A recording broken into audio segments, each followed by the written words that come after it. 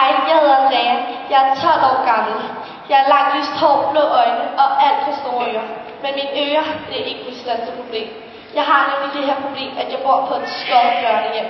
Alt er mega uretfærdigt. De voksne, de er sure og skrappe og siger, du skal gøre dit, du skal gøre dat, og så skal du altså det der. Og børnene, de river for i ens ører, så de bare stritter endnu. En dag sad jeg inde på mit værelse og tænkte på livet og på, hvilken nederen skæbne jeg måtte have. Og midt i mine tanker fik jeg en idé. Hvad hvis nu, at jeg byggede en tidsmaskine, til at kunne komme frem i tiden og se, om jeg nogensinde kom ud af børnehjemmet. Jeg skyndte mig at løbe ned på vores såkaldte værksted, selvom der slet ikke var særlig meget værksted over det. Rev alt, hvad jeg kunne finde af værktøj ned på hylderne, og så begyndte jeg så at bygge. Jeg sad, og jeg hamrede, og borede, og limede, og brændte, og tapede, og endelig var den klar. Jeg kiggede lidt på den. Det var en meget stor kasse, der gik mig til taljen, med en mindre kasse ovenpå. I den store kasse var der en rund dør, og i mindre kasse var der knappen, der åbnede døren. Jeg trykkede på knappen. Døren åbnede sig. Lige så stille fik jeg mast mig derind.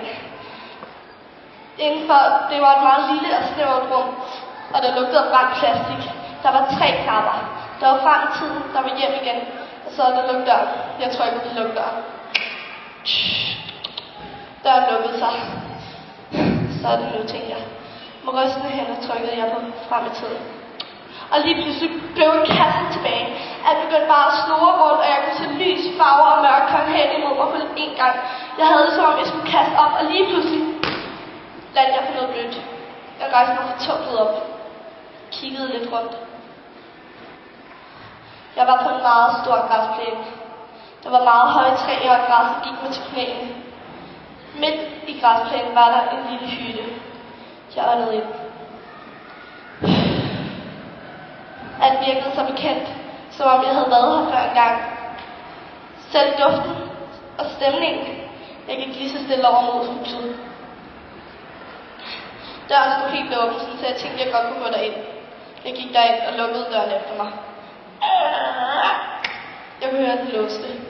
Midt i rummet sad der en dame med hovedet begravet ned i en lille piges hår. Pigen havde cirka samme hårfarve som mig. Jeg gik hen til hende. Undskyld, kan du fortælle mig, hvor jeg er? Hun svarede mig ikke. Hallo, kan du fortælle mig, måske hvilken årstal vi er i? Ingen reaktion. Lige pludselig blev der banket rigtig hårdt på døren. Damen for op, men det var så mørkt, at jeg stadig ikke rigtig kunne se hendes ansigt. Hun løb op ad nogle trapper, stadig med en lille pige i favnen, og igen blev der banket på døren. Og lige pludselig blev døren sparket op, og en meget høj og mørk skikkelse kom ind. Jeg kunne lige skimte, at det i hvert fald var en mand. Han havde meget brede skuldre, kort page over en mørk, sort og høj hat. Han gik hen mod trappen. Jeg havde slet ikke mere kontrol over mig selv. Jeg blev simpelthen så bange. Min ben rystede, og min hjerte gik helt i lås og slå. Så min første reaktion var bare at løbe. Jeg løb ud af døren og løb ud af vejen, og løb. Indtil jeg stoppede og slet ikke kunne mere. Jeg tænkte mig lidt om. På den ene side havde jeg det, som om jeg blev nødt til at løbe tilbage. Der var et eller andet over damen. Noget, som om jeg havde set hende før. Og lige pludselig blev jeg meget fortvivlet. Hvad hvis nu jeg faktisk havde set hende før? Hvis nu at jeg var kommet i fortiden i stedet for i fremtiden.